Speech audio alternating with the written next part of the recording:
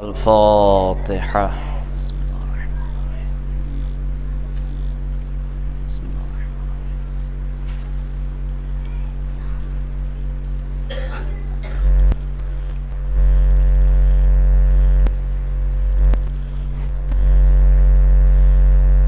لا حول ولا قوة إلا بالله العلي العظيم. أعوذ بالله من الشيطان الرجيم. بسم الله الرحمن الرحيم. الحمد لله رب العالمين والعاقبة للمتقين والجنة للموحدين والنار للملحدين والعاصين والظالمين، والصلاة والسلام على أشرف الأنبياء والمرسلين سيدنا ونبينا وشفيع ذنوبنا وحبيب قلوبنا وطبيب نفوسنا محبوب رب المشرقين ورب المغربين، مولانا ومولى الكونين جد الحسن والحسين أبي القاسم محمد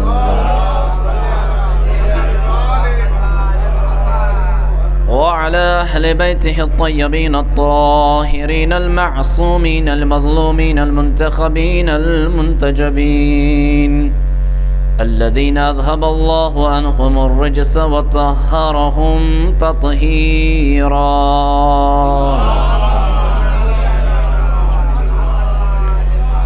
ولعنة الله على أعدائهم وغاصب حقوقهم ومنكر ولايتهم وفضائلهم أجمعين من الآن إلى قيام يوم الدين. أما بعد، فقد قال الله تبارك وتعالى في كتابه الكريم وهو أصدق القائلين وقوله الحق. بسم الله الرحمن الرحيم. ومن يبتغ غير الإسلام دينا فلن يقبل منه وهو في الآخرة من الخاسرين. صلوات بر محمد وآل محمد. عزیزان محترم، عزیزان اسلام و عزیزان ایمان، معزز سامعین کرام، عزاداران سرکار سید الشہداء علیہ الصلاۃ والسلام، بے حد خوشی کا مقام ہے جہاں ہم اس فصل اعضاء میں موسم اعضاء میں ذکر حسین سے فیض یاب ہو رہے ہیں. وہاں جس چیز کی پچھلے سال جب میں یہاں آیا تھا اور جس چیز کو میں نے محسوس کیا تھا، وہ ایک یہ میری خواہش تھی کہ وہ ماحول ہونا چاہیے کہ ہمارے بزرگ اور ہمارے چھوٹے بڑے بھائی تمام کے تمام اس منبر پہ آئیں اور ذکر حسین کریں اور کر کے اپنی نئی نسل کو دکھائیں کہ ذکر حسین کیسے کیا جاتا ہے اور ذکر حسین کے آداب کیسے ہیں. پچھلے سال بالکل نہیں دکھا تھا، لیکن الحمدللہ ثم الحمدللہ اس بار مجھے وہ دکھا اور بہت ہی جوش و خروش کے ساتھ آپ حضرات ویسے اسے کر رہے ہیں جیسے کرنا چاہیے. جو حق ہے، حق تو ادا نہیں ہو سکتا ہم لوگوں کی طرف سے، لیکن کما حق ہو، جتنا ہم سے ہو سکتا ہے، جتنی ہماری وسعت ہے، اس اعتبار سے ہم ادا کر رہے ہیں. کیوں؟ اس لیے کہ پروردگار نے پہلے خود ہی اس کے بارے میں قرآن میں فرمایا ہے. ہماری اصل وجہ یہ ہے کہ ہم کیوں چیزوں کو سمجھ نہیں پاتے ہیں، اس لیے کہ جس کتاب کو اللہ نے ہدایت کے لیے بھیجا تھا، ہم نے اسے مردوں کے لیے رکھ دیا. کاش متوجہ ہوں آپ حضرات. جس کتاب کو اللہ نے زندہ ضمیروں کو زندہ کرنے کے لیے اور جھنجھوڑنے کے لیے نازل کر دیا تھا، اور اسے ہم نے کس لیے رکھ دیا کہ جب کوئی میت ہو جائے، فوت ہو جائے، اب ذکر قرآن کرو. اور یہ ہے، اس میں کوئی شک نہیں ہے.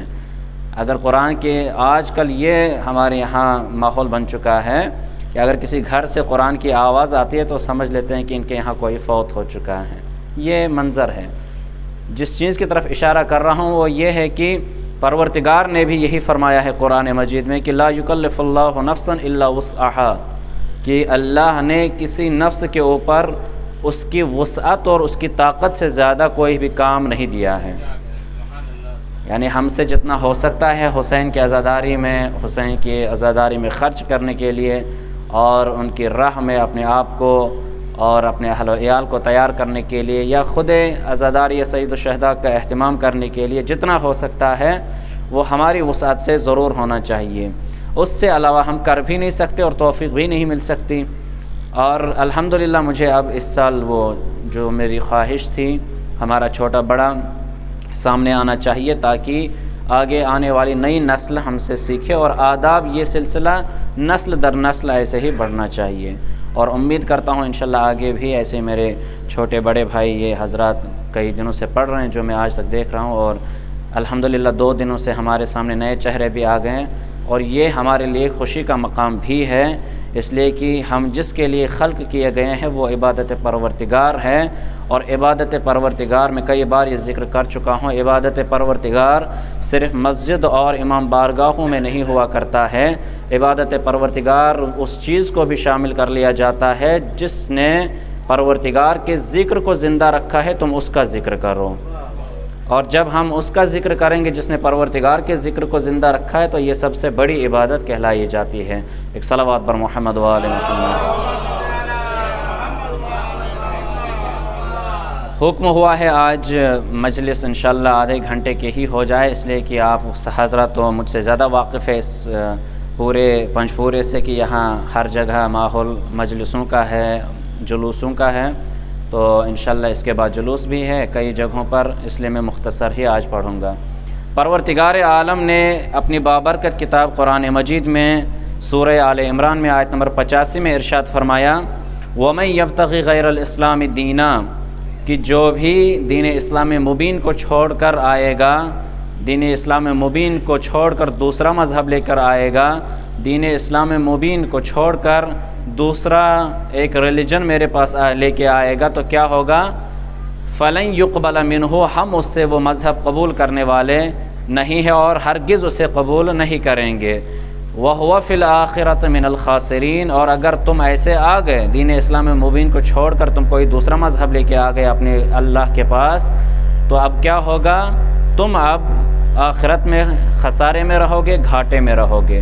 تو پروردگار نے ہمیں یہ تو بتا دیا کہ دیکھو مسلمان ہونا کافی نہیں ہے، بلکہ مسلمان ہونے کے بعد کچھ درجے ہوا کرتے ہیں، ان درجوں کو مکمل درک کرنے کے بعد، ان درجوں کو اور ان منزلوں کو طے کرنے کے بعد جب تم اس اسٹیج پہ پہنچ جاؤ گے، اس مقام پر پہنچ جاؤ گے، اس چیز تک پہنچ جاؤ گے کہ جب تمہیں پروردگار خود کہے کہ یہ میرا بندہ ہے، تب تم سچے اور حقیقی اسلام پہ ہو اور مومن ہو۔ اور مثال کے ذریعے سے سمجھا دوں کہ ہم اور آپ جب کسی کالج میں جاتے ہیں، جب کسی اسکول میں ایڈمیشن کرتے ہیں تو وہاں پر اسٹیپ بائی اسٹیپ پڑھایا جاتا ہے۔ توجہ رکھیے گا، یہ اسلام بھی ہمیں ایسے ہی درجات حاصل کرنے کے لیے کہہ رہا ہے۔ ایسا نہ ہو کہ ہمارا ابھی ایڈمیشن اسکول میں نہ ہوا ہو اور ہم استاد کے پاس چلے جائیں، ہم پرنسپل کے پاس چلے جائیں اور ان سے یہ کہیں کہ ہمیں فلاں ڈگری دے دیجئے اور ہمیں فلاں ڈگری دے دیجئے، ہمیں فلاں ڈگری دے دیجئے۔ شاید اس استاد کا جواب یہ آ جائے دیکھو تمہیں کچھ اور کئی سال یہاں گزارنے پڑیں گے، اور صرف گزارنے نہیں پڑیں گے، اس کے لیے محنت بھی کرنی پڑے گی۔ صرف گزارنے نہیں پڑیں گے بلکہ اس کے لیے محنت بھی کرنی پڑے گی۔ محنت کر کے جب تم ایک کے بعد ایک درجہ حاصل کر لو گے تو تب تم جب اس مقام تک پہنچ جاؤ گے جہاں پر ڈگری دے دیتے ہیں اسکول والے یا کالج والے، جب تم یہ تمام منزلیں طے کر لو گے تب تمہیں ہم انعامات سے نوازیں گے، تب تمہیں ہم ڈگری سے نوازیں گے۔ پروردگار نے بھی اس آیت میں واضح طور پر یہ اعلان کر دیا، دیکھو صرف پہلے ایڈمیشن کے طور پر مسلمان ہونا کافی نہیں ہے، صرف ایڈمیشن کے طور پر، داخلے کے طور پر لا الہ الا اللہ کہنا کافی نہیں ہے، یہ تو ابھی شروعات اسلام ہے۔ لیکن آخر اسلام یہ ہوا کرتا ہے کہ جن اساتیز اور جن پرنسپلوں کو میں نے اس دنیا میں بھیجا ہے، جب تک تم ان کے گھر پر، ان کے در پر متمسک نہ رہو گے، جب تک ان کے در سے متمسک نہ رہو گے، اور صرف متمسک نہیں رہنا ہے بلکہ تمہیں پہلے مسلمان ہونا ہے، مسلمان کے بعد سلمان ہونا ہے، سلمان ہونے کے بعد تمہیں سلمان منا اہل البیت کہلانا چاہیے۔ ایک صلوات پر محمد و آل محمد۔ یعنی درجہ ٹو درجہ، اسٹیپ بائی اسٹیپ ہمیں کچھ مقامات حاصل کرنے ہیں، اور یہ واضح سی مثال ہے۔ پروردگار نے جب ہمارے لیے واضح کر دیا کہ صرف اسلام ہی کافی نہیں ہے، بلکہ کچھ اسٹیج ہے، کچھ اس کے طرز حیات ہے، اور کچھ اس کے فاصلے ہیں، ان فاصلوں کو طے کرنے کے بعد جب تم اس مقام پہ پہنچ جاؤ گے، تب ہم تمہیں حقیقی مومن اور حقیقی مسلمان سمجھیں گے۔ اب یہاں تک بحث پہنچ گئی تھی کہ اسلام کسے کہتے ہیں، مسلمان کسے کہتے ہیں، مومن کسے کہتے ہیں، اور پھر ایمان کے بعد اگلے درجے کی منزل تقوی کی ہوتی ہے، تقوی کے بعد اطمینان قلب ہونا چاہیے۔ یہ تمام کی تمام صورتیں انسان کے ایمان سے ریلیٹڈ ہے، انسان کے ایمان سے متعلق ہے، لیکن ایک اور آخری منزل یہ ہوتی ہے کہ اب یہ انسان صرف تقوی کی بنیاد پر اپنے آپ کو کامل مومن نہ سمجھے، بلکہ اب اس کی اور ذمہ داری بڑھ جاتی ہے۔ جب یہ خود مسلمان، مومن اور متقی بن جائے، اب اس کی ذمہ داری ہے کہ یہ اپنے لوگوں کو بھی متقی بنا دے، یا اپنے رہنے والوں کو بھی متقی بنا دے۔ اب توجہ رکھیے گا، اس لیے کہ خود پروردگار نے پیغمبر کو یہ حکم دیا، کہا کہ یا حبیب، اے میرے رسول، آپ خود مومن ہیں، آپ خود اقرار کرتے ہیں، آپ میرے حبیب ہیں، آپ میرے رسول ہیں، آپ میرے نبی بھیجے ہوئے ہیں، لیکن صرف اپنے آپ تک محدود نہیں رکھنا ہے، بلکہ یہ جو کفار مکہ اور کفار اور مشرکین آپ کو دکھ رہے ہیں، اب آپ کی ذمہ داری ہے کہ آپ انہیں بھی ایمان کی تلقین کریں۔ لیکن کہاں سے کرنا ہوگا؟ پروردگار ہم جا کے ڈائریکٹ ان سے بات کر لے، کہا نہیں، وَأَنذِرْ عَشِيرَتَكَ الْأَقْرَبِينَ، اے میرے حبیب، اگر آپ کو کار تبلیغ کا کام شروع کرنا ہے تو سب سے پہلے اپنے گھر والوں کو ڈراؤ۔ ارے کیا سن رہے ہیں آپ حضرات؟ سب سے پہلے اپنے گھر والوں کو ڈراؤ، اپنے گھر والوں کو عذاب الہی سے آگاہ کرو، اپنے گھر والوں کو جنت کی بشارت دو۔ جب گھر والوں کو بشارت دے دو گے تو تمہیں پتہ چلے گا کہ گھر والوں میں اپنا ہوتے ہوئے کون اپنا ہے اور اپنا ہوتے ہوئے کون غیر ہے۔ متوجہ نہیں ہے؟ تاکہ آپ کو پتہ چل جائے کہ گھر میں ہوتے ہوئے، اس لیے کہ اسلام وہی کیٹیگری ہے، صرف مسلمان ہونا کافی نہیں ہے۔ پروردگار کے حبیب کو حکم اس لیے بھی ہوا تاکہ اس حبیب کو یہ پتہ چل سکے کہ جو لوگ مجھے یہ کہتے ہیں کہ محمد آپ کام شروع کیجئے، ہم آپ کے ساتھ ہیں، آپ پیغمبر آپ کام شروع کیجئے، ہم آپ کے ساتھ ہیں، لیکن اللہ کو دکھانا تھا، دیکھو جو بغل میں آستین میں سانپ کی طرح رہ رہے ہیں وہ تمہارے اپنے نہیں ہے، بلکہ جب تم کار رسالت کا کام اپنے گھر سے شروع کرو گے تو تمہیں دودھ کا دودھ اور پانی کا پانی سمجھ میں آ جائے گا، اور تمہیں یہ پتہ چل جائے گا کہ کون اصل ایمان پر ہے اور کون کفر پر ہے۔ اگر دیکھنا ہو تو ہمیں پتہ چل گیا کہ ایک چچا ہوا کرتا تھا پیغمبر کا، ایک چچا ہوا کرتا تھا پیغمبر کا، اور ایک ایسا بندہ تھا کہ جو پیغمبر کو صرف رشتہ دار نہیں سمجھ رہا تھا بلکہ منصب دار سمجھ رہا تھا۔ جب پروردگار نے گھر والوں کو حکم دینے کے لیے کہا، گھر والوں کو ڈرانے کے لیے کہا، اور جب پروردگار نے یہ کار تبلیغ شروع کر دیا تو ہمیں دکھا کہ دو آدمی گھر میں ایسے تھے، ایک یہ کہہ رہا تھا یہ جادوگر ہے، اس کی بات نہ سنو، یہ جادوگر ہے، اس کی بات نہ سنو، لیکن وہی اس گھر کا ایک فرد اسے ٹوکتے ہوئے بٹھا کر یہ بتاتا ہے، قم یا سیدی وبلغ رسالات ربک، کھڑے ہو جائیے اے میرے سید و سردار اور اپنے پروردگار کو پیغام کو پہنچائیے۔ اب مجھے جملہ کہنے دیجئے، میں کہوں گا 1,24,000 انبیاء جو پیغمبر نے بھیجے، یہ صرف لوگوں کے لیے پیغمبر نہیں ہوا کرتے تھے، اپنے نفس کے لیے بھی پیغمبر ہوا کرتے تھے۔ اب تعجب نہ کرنا۔ اگر اللہ کے حبیب کو جناب ابو طالب علیہ السلام حکم دے رہے ہیں قم یا سیدی وبلغ رسالات ربک، اے میرے سید و سردار آپ کھڑے ہو جائیے اور اللہ کے پیغام کو پہنچائیے، تو اس میں گم اور شک نہ کرنا، اس لیے کہ جہاں 1,24,000 انبیاء میں سے آخری نبی ہے، انہی 1,24,000 انبیاء میں سے جناب ابو طالب علیہ السلام بھی ہوا کرتے ہیں۔ ایک صلوات پر محمد و آل محمد، ایک اور بلند ترین صلوات پر محمد و آل محمد۔ یہ جناب ابو طالب علیہ السلام کو نبی سے تشخیص دینا یہ کوئی نئی بات نہیں ہے، ہو سکتا ہے آپ حضرات کے ذہن تھوڑا کنورٹ ہو گئے ہوں، لیکن نہیں عزیزان گرامی، یہ کتابوں میں ہے، تفسیر میں ہے۔ 1,24,000 جو اللہ نے بھیجے ہیں وہ صرف لوگوں کے لیے نہیں ہوا کرتے تھے، اس میں کئی نبی ایسے گزرے ہیں جو صرف ان کو اللہ نے یہ کہہ دیا تھا کہ تم اگر نبی ہو تو اپنے لیے نبی ہو، دوسرے کو حکم دینے کی ضرورت نہیں ہے۔ اور ان میں سے تفسیر ہوتی ہے کہ شاید یہ بھی نبی رہے ہوں، اور جو نبی رہے ہو اور لوگ انہی کے ایمان پہ شک کرنے، ارے توجہ متوجہ ہو جائیے، جو نبی رہے ہوں اور لوگ انہی کی نبوت و رسالت پر شک کرے، ارے یہ تبھی سمجھ میں آتا ہے کہ جب انسان ایمان لے آئے اور پیغمبر اگر صلح کرنے پہ آ جائے تو وہی لوگ جو ایمان لائے تھے اب یہ کہتے ہوئے نظر آئے کہ آج جتنا شک ہوا ہے اس سے پہلے نہیں ہوا تھا۔ ایک صلوات پر محمد و آل محمد۔ اب پیغمبر کا جو کار تبلیغ کا کام تھا اس میں اللہ نے وسعتیں بڑھا دیں، کہا کہ اب جب کار تبلیغ پہ جاؤ گے لوگوں کو مومن بناؤ گے، کیونکہ اب صرف اس مسلمان مومن متقی اطمینان قلب رکھنا صرف تم کو ضروری نہیں ہے، اب تم لوگوں تک یہ پہنچا دو۔ اور اس میں ہم اور آپ سب آتے ہیں، ہمارے یہاں یہ بھی ایک غلط فہمی ہے کہ مولوی کا کام ہے کہ وہ لوگوں کو سدھارے، ایسا ہرگز نہیں ہے۔ امر بالمعروف اور نہی عن المنکر ہر کسی کے اوپر واجب ہے، چاہے وہ آپ ہوں چاہے وہ ہم ہوں، ہر ایک کے اوپر یہ ذمہ داری بنتی ہے کہ وہ اپنے کے بعد دوسرے اپنے چاہنے والے کو، اپنے دوست کو، اپنے بھائی کو، اپنے گھر والوں کو امر بالمعروف کرے اور نہی عن المنکر کرے۔ کیا مطلب؟ کہا کہ انتم خیر امت اخرجت للناس یامرون بالمعروف وینہی عن المنکر، کہ تم پروردگار کی نگاہ میں سب سے بہترین امتی ہو۔ متوجہ، تم پروردگار کی نگاہ میں سب سے بہترین امت ہو۔ کیوں؟ اس لیے کہ میں نے تمہیں اپنے آپ تک محدود نہیں رکھا ہے، پوری کائنات تک پھیلا رکھا ہے۔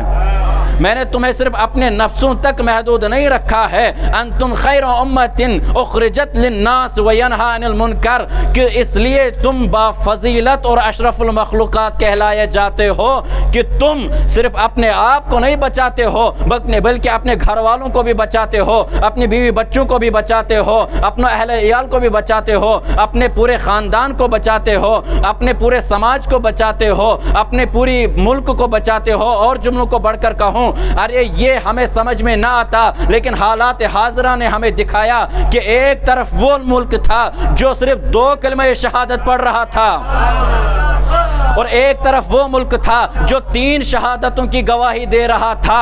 2 شہادت والا اسلام جب خطرے میں آیا اور اس اسلام کے اوپر آنچ آنے لگی تو صرف اس اسلام نے بات کی جو 3 کلموں کا شہادت دینے والا تھا، اس اسلام نے بات کی جو 3 کلموں کا شہادت دینے والا تھا۔ کہا ابھی بھی سمجھ میں نہ آیا، کہا سمجھ میں تب آئے گا، یامرون بالمعروف وینہی عن المنکر وینہی عن المنکر۔ ارے تم وہ امت ہو کہ جب اپنے اوپر مصیبت آئے، شاید اپنے اوپر آئی ہوئی مصیبت کو تم برداشت کر سکو، لیکن اگر دوسری امت پہ مصیبت آئے تو اس پہ مصیبت تم برداشت نہیں کرو گے۔ ایک صلوات بر محمد و آل محمد۔ یہ فضیلت کے بعد اس امر بالمعروف کی، اور پوری دنیا نے دیکھ لیا کہ مسلمان کو مسلمان کے کام آنا چاہیے تھا۔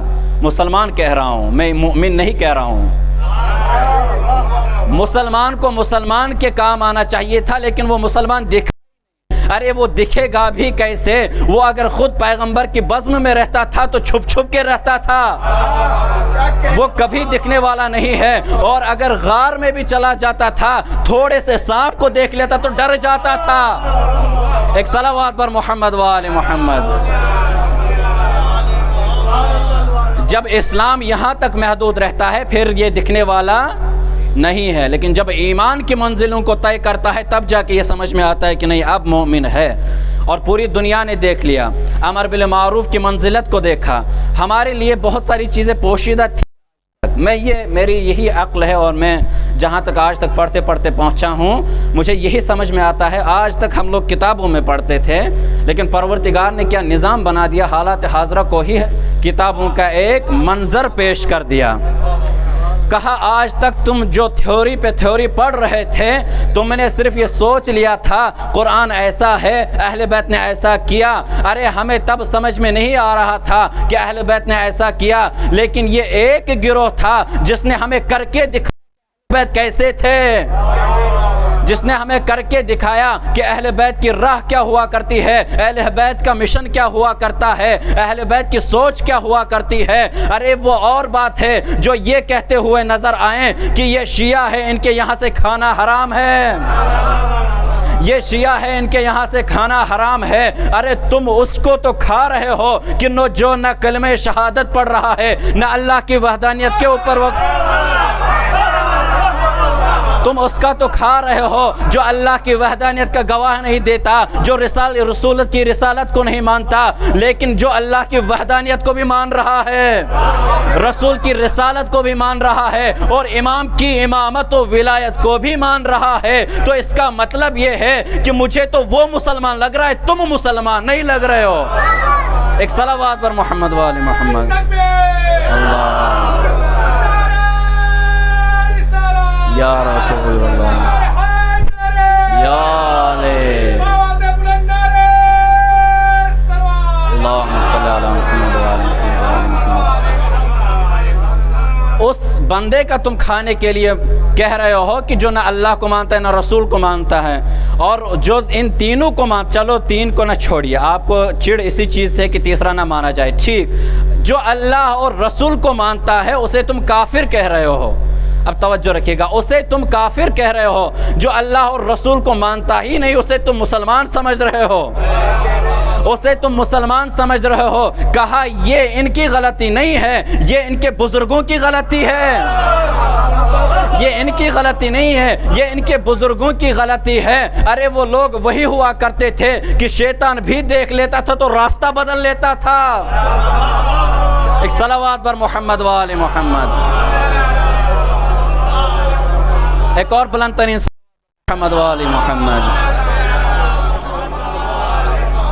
تو ایمان سے بڑھ کر منزلیں ہیں اور وہ کیا ہے، کہا کہ امر بالمعروف کا، اور پوری دنیا نے دیکھ لیا امر بالمعروف اگر کوئی کرنے والا ہے اس پوری کائنات میں بالکل سینہ ہمیشہ کہتا ہوں، پوری کائنات میں اگر کوئی امر بالمعروف کرنے والا ہے تو وہ صرف علی اور علی کا شیعہ ہو سکتا ہے۔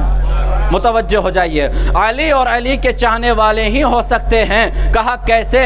کہا یاد کرو حسن نصر اللہ کی شہادت کو، ایک مرتبہ دشمن یہ سوچ رہا تھا کہ حسن نصر اللہ کو ہم نے شہید کر دیا، ختم ہو جائے گا سب کچھ، اب ہم خامنائی کو ختم کر دیں گے، اور وہ یہ کہہ رہا تھا کہ اب ہم خامنائی کو ٹارگٹ بنائیں گے، لیکن وہیں پر علی کے شیر نے، وہیں پر علی کے شیدائی نے، علی کے چاہنے والے نے اس کی آنکھوں میں آنکھیں ڈال کر یہ بات کہی، کہا ہم میدان مجاہد ہے، ہم مردان میدان ہے، ہم امیر المومنین کے چاہنے والے ہیں، ہم فرار کرنے والوں میں سے نہیں ہیں، ہم حیدر کرار کے ماننے والے ہیں۔ ارے تم مجھے ایک غار کے اندر مارنا چاہ رہے ہو، ایک غار کے اندر قتل کرنا چاہ رہے ہو، ارے غار کی کیا ضرورت ہے، اگر تمہارے اندر دم ہے تو میں کھاتا ہوں۔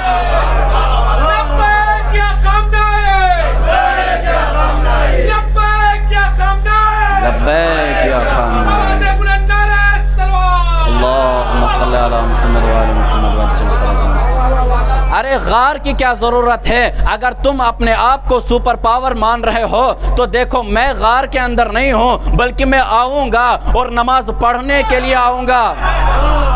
ارے آپ سمجھے نہیں، یہ علی کا چاہنے والا بتا رہا ہے کہ حالت جنگ میں اگر نماز کوئی ادا کرتا ہے تو علی کا ماننے والا، حالت جنگ میں اگر کوئی نماز ادا کرتا ہے تو یا تو علی ہوا کرتے ہیں یا علی کے چاہنے والے ہوا کرتے ہیں۔ کہا کیسے ہوا؟ کہا امیر المومنین ہے، پیر میں تیر لگا ہوا ہے، لیکن جیسے نکالنا چاہیں تو امیر المومنین کو درد محسوس ہو رہا ہے، لیکن یہی امیر المومنین جب نماز کے مصلی پر کھڑے ہو جاتے ہیں، ارے تیر نکل جاتا ہے اور انہیں محسوس بھی نہیں ہوتا۔ ارے یہ انہی کے چاہنے والے ہیں، اگر میدان جنگ میں آتے ہیں تو نماز کے اعتبار سے آتے ہیں اور پوری دنیا کو یہ سبق دیتے ہیں۔ دیکھو اگر ہم ڈرنے والے ہوتے تو حسین کربلا میں نماز نہ پڑھتے، اور اگر ہم ڈرنے والے ہوتے تو شاید امیر المومنین حالت جنگ میں نماز نہ پڑھتے۔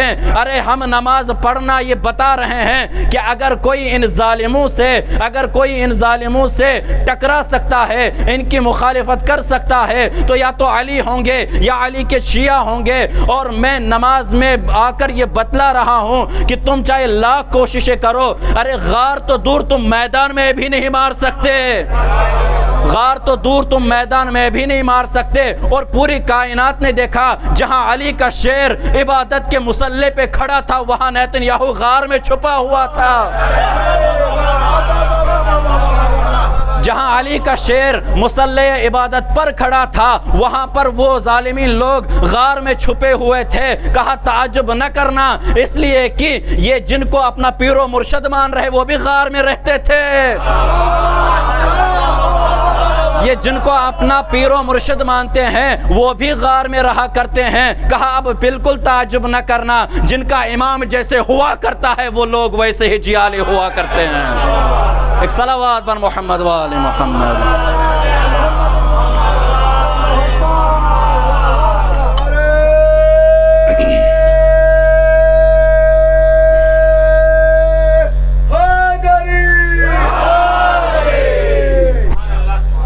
اور یہ پوری کائنات نے دیکھا۔ بس عزیزان گرامی انشاءاللہ کل آگے چونکہ جلوس بھی اٹھنے ہیں ہر جگہ، پروردگار نے یہ منزلتیں رکھی ہے۔ صرف مسلمان ہونا کافی نہیں ہے، ہم آج تک سب کسی کو مسلمان کہتے تھے، بلکہ ہم تو مانتے ہی نہیں تھے، ہو سکتا ہے آپ مانتے ہوں۔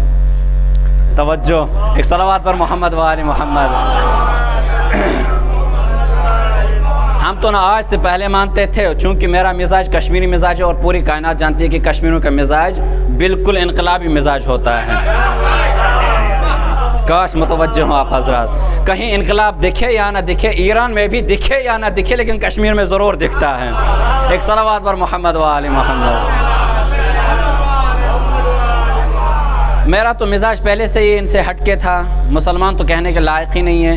یہ وہ کون سے مسلمان ہو گئے جو نبی کے دیار میں آج کل جو ہے، اب نام لینا بھی صحیح نہیں، ایک صلوات پر محمد و آل محمد۔ نبی کے دیار میں اب ممبر سے کہہ ہی نہیں سکتے ہیں بر محمد و آل محمد صلوات۔ تو کہاں کے مسلمان رہ گئے؟ مسلمان تو وہ ہے جو لا الہ الا اللہ کے بعد اس حسن کو مان لے، اور اس حسن کو مان لے کہ جس کے لیے ہمارے 8ویں امام نے فرمایا تھا لا الہ الا اللہ حسنی، کہ یہ لا الہ الا اللہ کہنا کافی نہیں ہے بلکہ یہ حسنی ہے، میرا ایک قلعہ ہے۔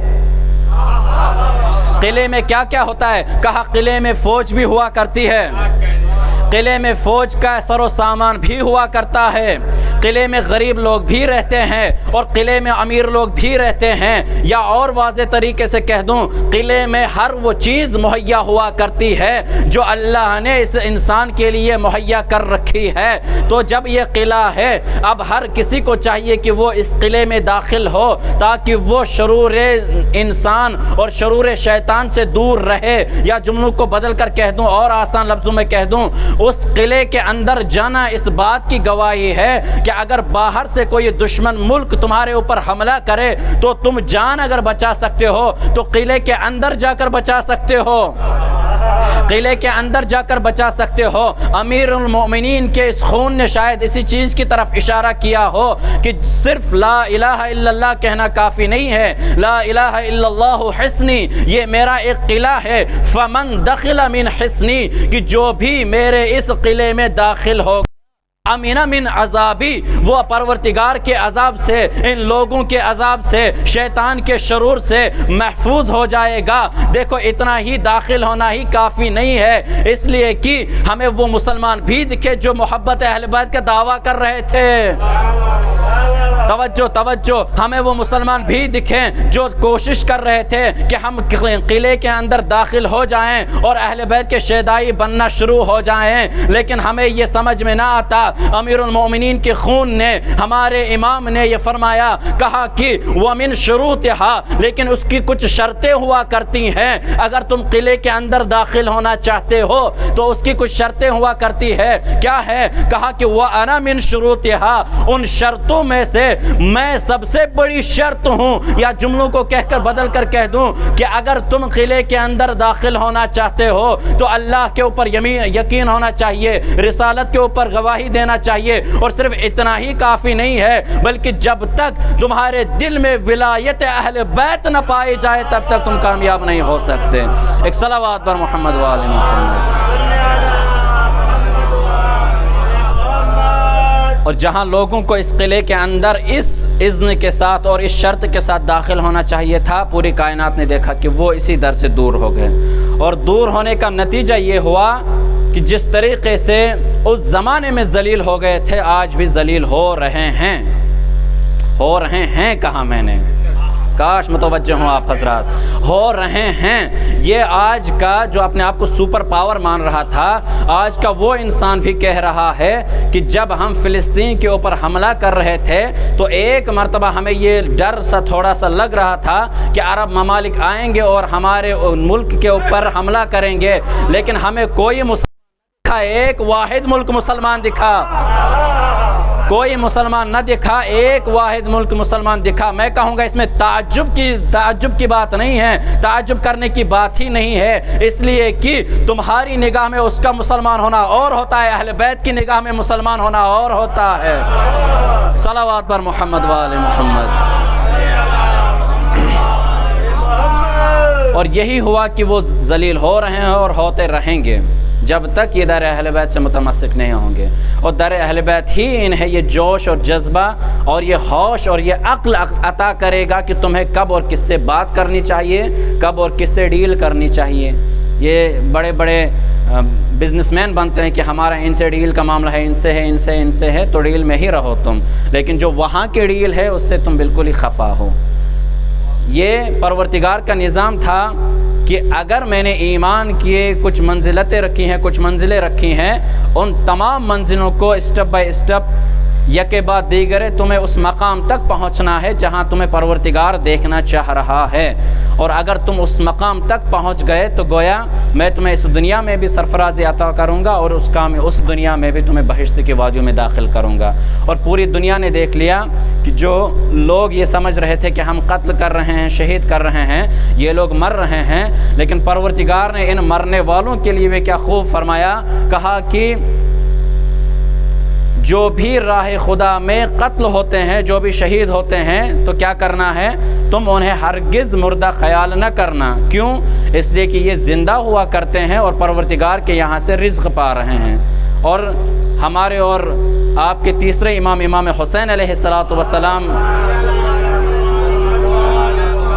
इसकी सबसे बड़ी मिसाल है और गवाही है और नतीजा है कि अगर इमाम हुसैन अलैहिस्सलाम जैसा शहीद आज़म, अगर इमाम हुसैन अलैहिस्सलाम जैसा इंसान और इनकी जैसी शख्सियत इस्लाम पर क़ुरबान हो रही है और आज उनका ज़िक्र हो रहा है, तो ये ख़ुद इमाम हुसैन की फ़जीलत है। क्यों?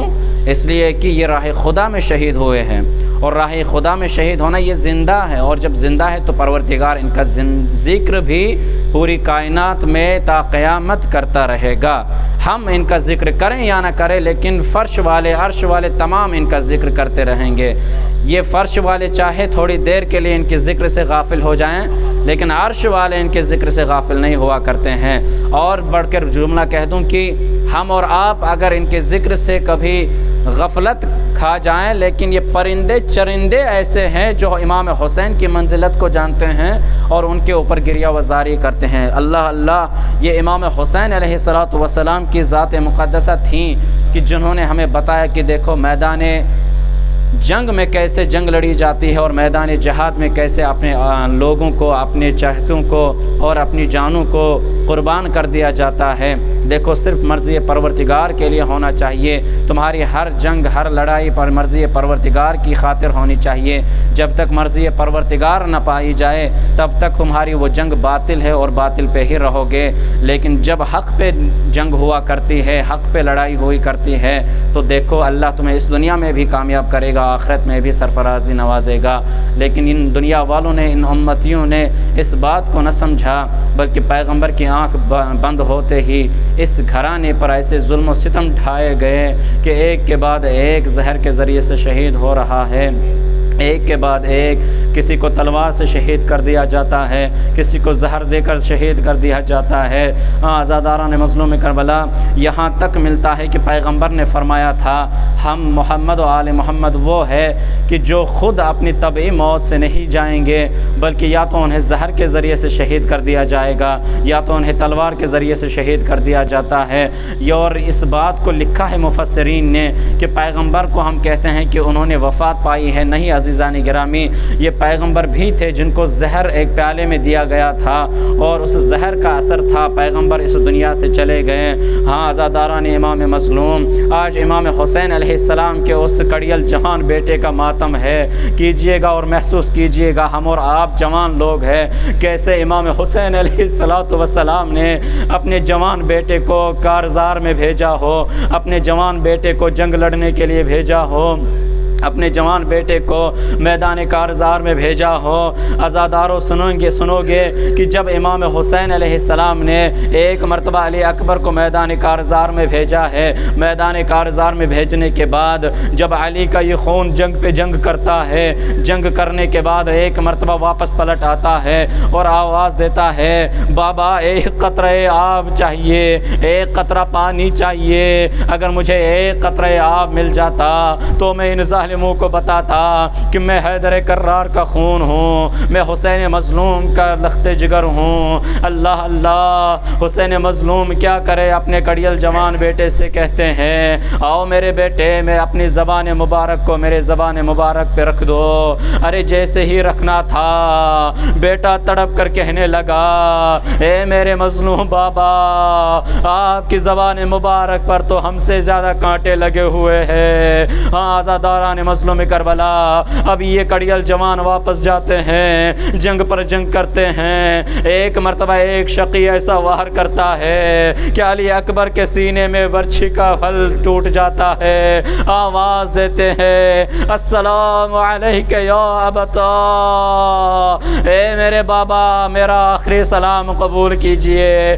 ارے یہ بوڑھا امام مظلوم ہے جو اب کمر تھامے ہوئے جاتے ہیں، آواز دیتے ہیں اینا علی اکبر، اے میرے کڑیل جوان کہاں ہو، تمہارے مرنے سے میری آنکھوں کی بصارت چلی گئی، تمہارے مرنے سے میری آنکھوں کی روشنی چلی گئی۔